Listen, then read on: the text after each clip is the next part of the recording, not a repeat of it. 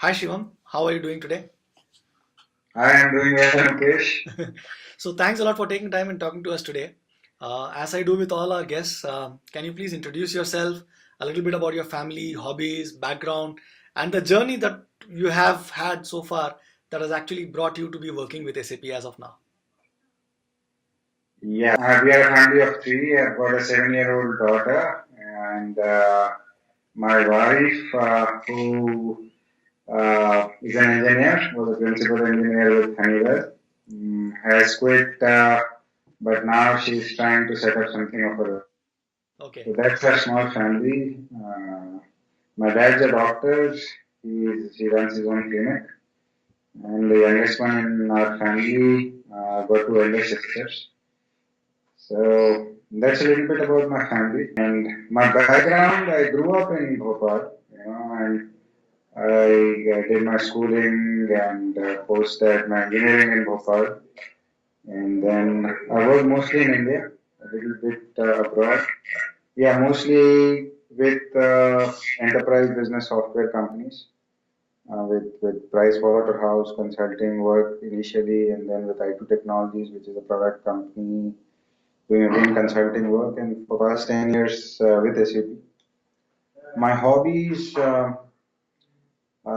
I do multiple things. Nothing, I'm not a pro in any hobby, but yeah, uh, subjects like politics and economics interest me.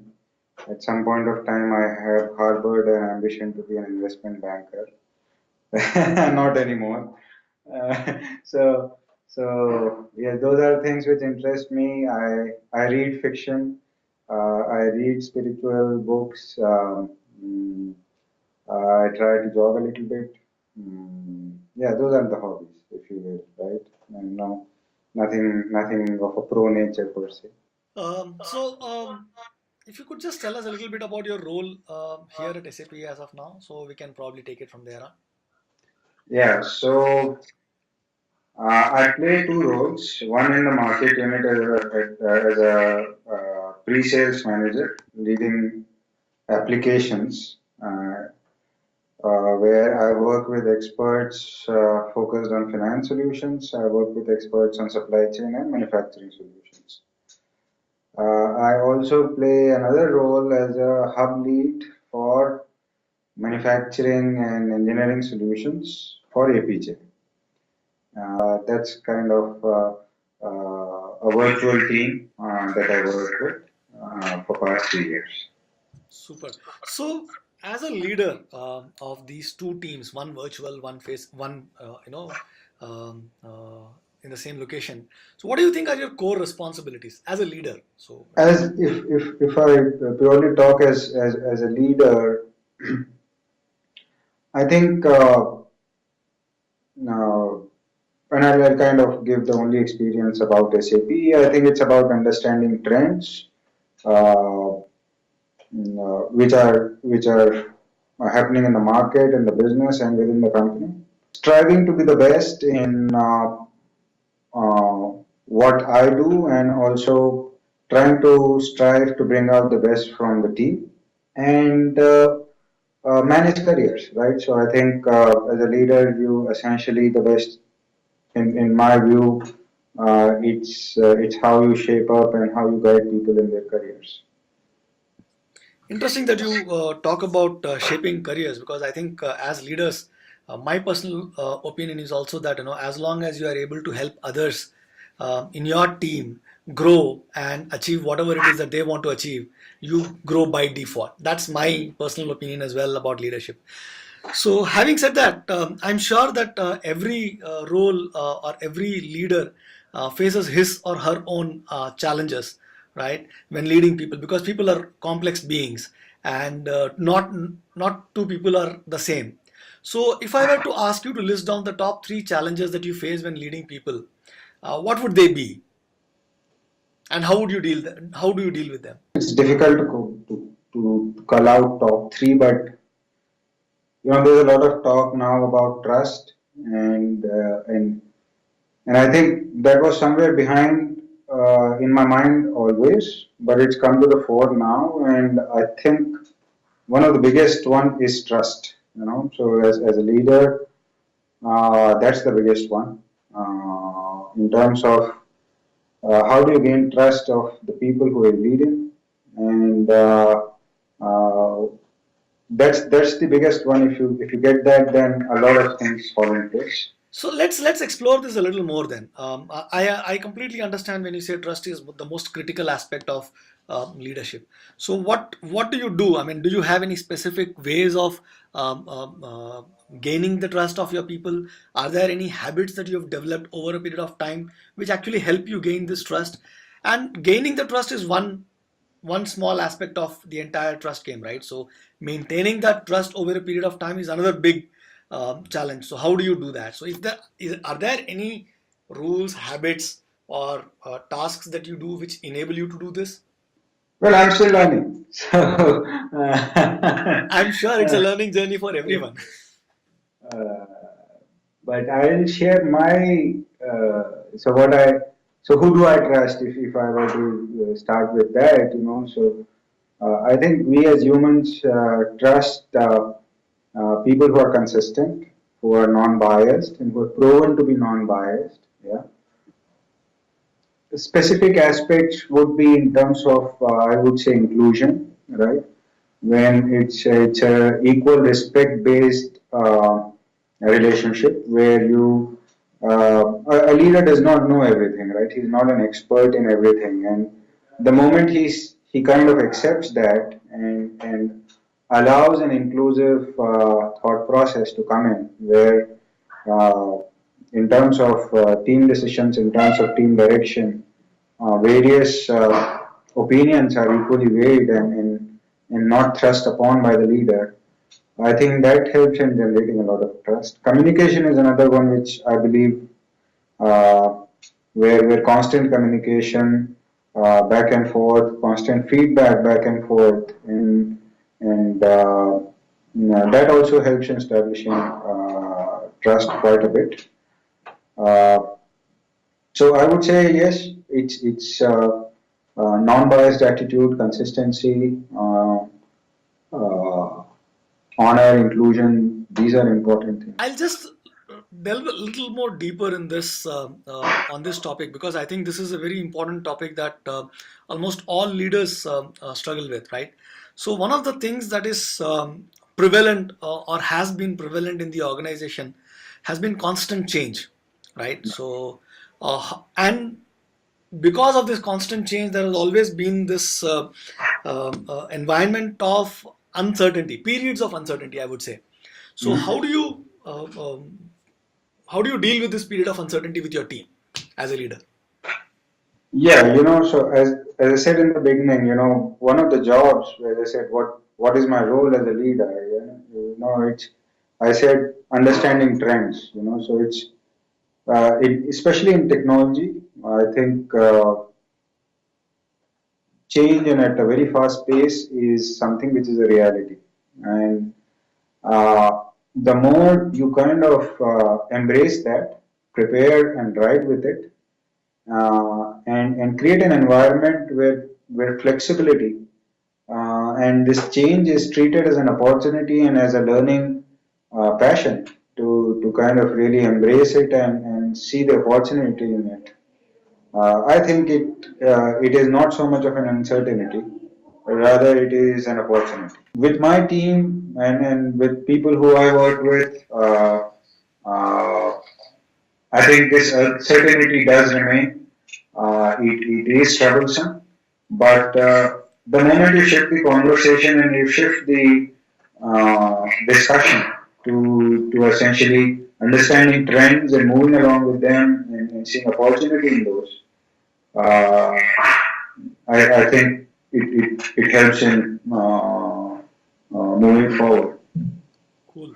So, as you said, we are all learning as we go along, right? So, and when you are learning, it is bound to happen that we commit some mistakes. And the first boss that I had ever in my career, he told me that uh, as a leader, you will learn the most from acts of failure rather than from acts of success. So, if you could just share an instance where probably something like this has happened with you, you've done something which kind of didn't work out as you originally planned out to, and you learned from it, which has stood in good for you as a leader? Uh, learning is continuous, and failure is also continuous. We fail every day. I fail every day in many aspects. Any particular instance which actually learned, which actually kind of gave you a learning which has helped you a lot in your career? Anything that, or even if it is I not think personal. I think since we're discussing leadership, I've got a technical background. My uh, overall career has been on the technology and consulting side, and it's mostly an expertise based uh, DNA which I carry, right? And uh, you kind of try, and I personally had that thought process, and I would say ingrained in me that brilliance and expertise win you everything, right? But as a leader, it doesn't work that way, So when I kind of became a manager and I started leading, even virtually, when I was not a manager, I would lead virtual teams, etc. Uh, one of the biggest mistakes and the realizations as a leader, I would say, is that uh, people don't follow experts, they don't follow individual brilliance. They follow leaders who are passionate or leaders who can actually paint a vision. So you don't need to be the best in what you're doing. You just need to be possibly passionate, and you would have the best kind of come along with you. So if you're exuding positive passion, if you are passionate about certain things in life, I think those are important from a leadership perspective, and those are, I would say, my biggest learnings from the failures, multiple failures which I've had as a leader. One of the things that I have seen, which is common among all successful leaders or successful people, for even if I may say so, is that they all tend to have a mentor at some point in time who kind of shapes their career, or that pivotal moment where there is a mentor who actually clarifies things which help you kind of move forward. So have you had such a mentor as well? And if you don't mind, if you could share who that is, and maybe what it is that what kind of impact that they have had on you. So I'm not yet there. I will still need to work very hard to be there. And I hope I get that mentor who gets me at the top pedestal. Yeah, I'm not so successful, Mukesh. Uh, but if you ask me, learning people who have been big influencers in my life, I think uh, there is no one single person. So there are many people, and they keep on changing. Mm, so I would say I try to work with always the current leadership. So as and when things change and I get into a new set of roles and leaders, I try to work with and learn from the leaders in the current setup. Yeah. So if you ask me now, currently I'm working with Devdeep, who's co-located in Gurgaon, and I kind of try and meet him up and bounce off ideas and take his inputs to develop myself, which is very great to learn from his experience and his mentorship. And I also work with Mike Fesek, who is the global hub lead based in the US. He's been an entrepreneur 2 times. He brings in a very different perspective, and I try to work and learn from him. Yeah. Similarly, in the past, I gained a lot from working with Ramki, who was the head of pre-sales earlier, before Mukesh. So he was a great mentor. So I think your current leadership should be leveraged a lot. That has been a big learning from me. Whoever I get an opportunity to work with in the leadership team, they are great ways to essentially learn. And then there are a few anchors in your life, right? In the sense that who do you get your values from, and Who do you learn the lessons of life from? So I think for that it is my dad and my elder sister. Yeah, so my elder sister, she's a gynecologist. She runs her own hospital, and I think a lot of my fears, a lot of guidance I get from her. So interesting. So you bring a very interesting topic about having those values, right? So I understand, and my personal experience of having worked with really good leaders is also that each one of them have very clear values based on which they live their life and based on which they lead their people as well. So that kind of brings in the consistency that you spoke about a little earlier as well. So, do you have certain those values as well? Do you have a leadership mantra which you kind of lead your team with? So, if there is one, if you could share that with us, that will be really good. I think the values which I carry are nothing unique. They are basically middle class Hindu values, if you were. Yeah. Is there a mantra with I consciously work with? Uh,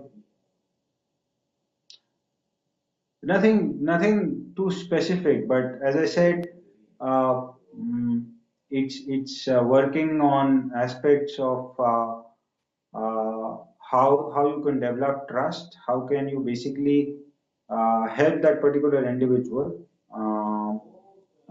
in his day-to-day work and in his or her career advancement.